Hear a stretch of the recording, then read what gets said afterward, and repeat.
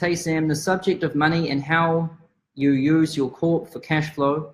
Will you consider doing a training or a video on how you deal with money through your business? I honestly don't know of how much of a need there is. Like, I mean, the main thing is that, you know, you probably, when you're just getting started, you're fine with an LLC. But then once you're making 6 figures or more, then you probably want to elect to tax your LLC as a corporation. And any accountant will help you do that. Because then you can leave your money in the business instead of taking it into your own name.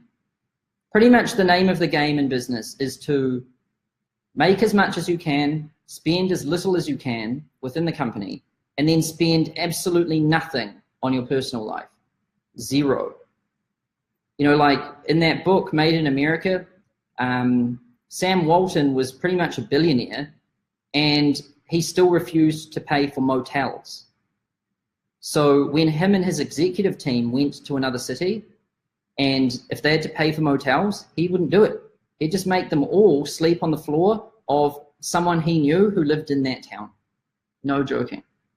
But that didn't mean he was tight when it came to the right investments in his company. You know, within the business, he wouldn't, if something was necessary, he would invest in it, but he always kept his personal life cheap. Because the name of the game is to keep the money in the business and reinvesting it in the business and keep your personal life small and simple. Like those people that you see that are on the internet where they have the inverse of that, right?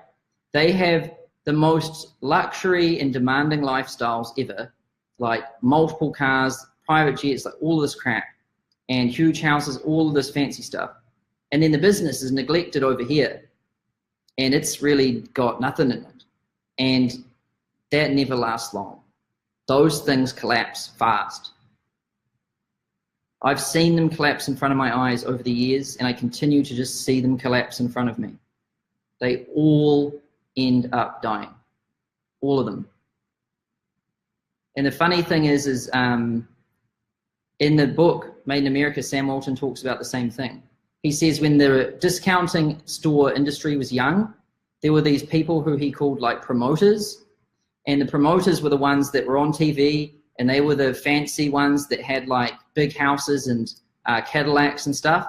And he said they were like hot at the beginning, but then once the market became more competitive, wiped out. None of them left. And that's what happens everywhere. Anyone who behaves like that will always end up paying for it. So the name of the game is keep personal life cheap, leave the money in the business, and only pay corporate tax,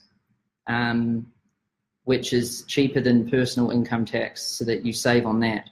And if possible, reinvest the money within the business so that you're reducing your tax liability, so that you can therefore reduce your tax as well. And just keep reinvesting the money in. What a lot of people I see do is they make money in their business, and then they take it straight out into their personal name. They lose half the money by doing that through taxes, and then their business dies because they don't have any money to invest in their business. His mind is so stupid. Makes no sense.